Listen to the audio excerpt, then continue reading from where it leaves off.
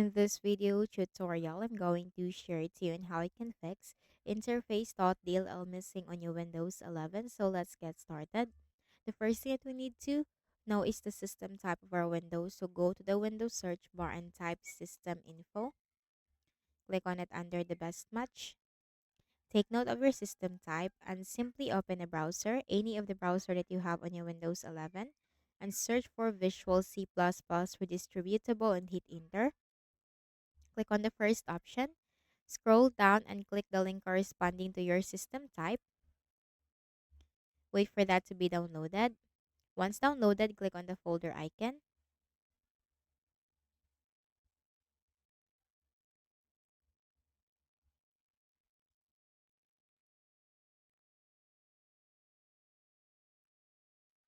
And then double click.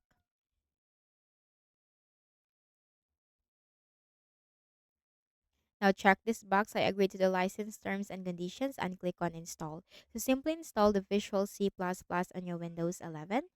And after installing it, do not forget to restart. So right click at the start button, shut down or sign out and restart.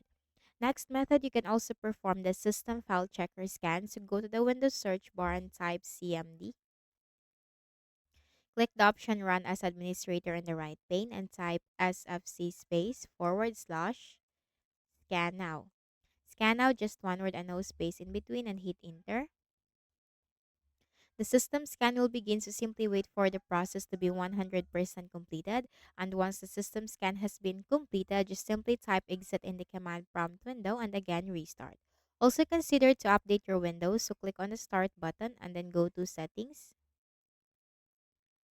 Now from the list of options on the left pane, click on Windows Update and simply click the button right here to download and install the latest updates for your Windows 11. So that's it, and I hope this video helped you. Kindly please do not forget to hit the like button and subscribe to this YouTube channel. Thank you for watching the video.